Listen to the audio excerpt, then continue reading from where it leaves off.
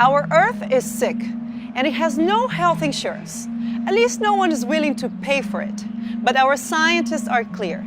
If our planet does not receive adequate treatment, it won't survive. There's no doubt that we are pushing Earth to its limit. We are breaching our planetary boundaries. The global commons are the things that all of humanity share together. It's the atmosphere, it's the species, it's the high oceans, it's everything that we own together. But because no individual nation or group owns it, we tend to spoil it. We're here today in Da Nang with all of the countries in the world in order to ask, how goes the battle? How are we doing after 25 years of the GEF? We're doing good things, but the scale of the problem keeps growing. The size of the world economy is twice what it was when the GEF was set up. In the next 15 years, we're going to double the amount of total infrastructure in the world. Think of the pressure that puts on the global environment. And that's why incremental change is not enough. We need systemic change across all the major spheres of economic and social life. Protecting our global commons is not a straightforward affair. To apply solutions to a system, we need a holistic approach.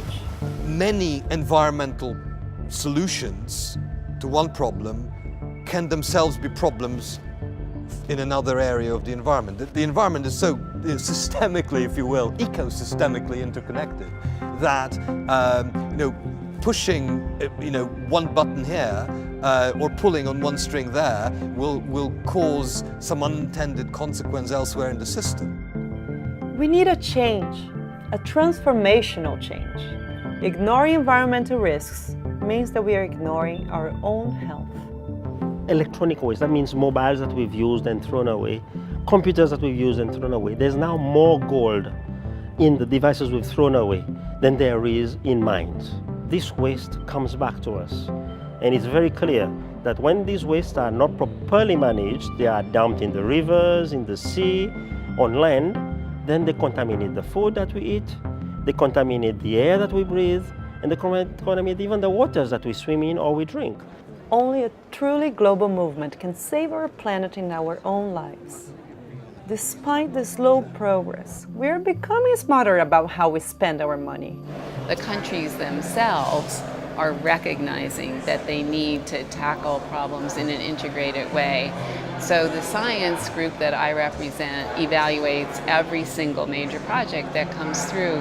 Well, 40% of the GEF projects are now multifocal area, and that is they're trying to find solutions to tackle the problems identified by more than one of the multilateral environmental agreements at the same time.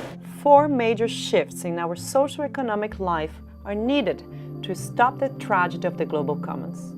We need to transform our cities, rethink our food and agricultural systems, decarbonize our energy, and implement circular economic models. Why is it not happening? What holds us back? Don't go to the community by saying, I have a PhD or I have the knowledge, so that's the way, it's my way, you have to. No, it's we together, listening and propose a solution and go together. Systemic change is like learning a foreign language.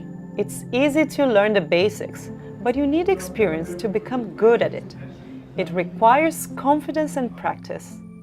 Thanks to the GEF 29 donors, we have secured $4.1 billion US for next 4 years. We have the courage and resources to safeguard the global commons. Protecting our global commons is about inclusive partnerships and development coherence. We spend more money on ice cream than protecting our oceans and forests. We need better investments. A healthy planet is our best bet against poverty and inequality. It's the only way we will leave no one behind.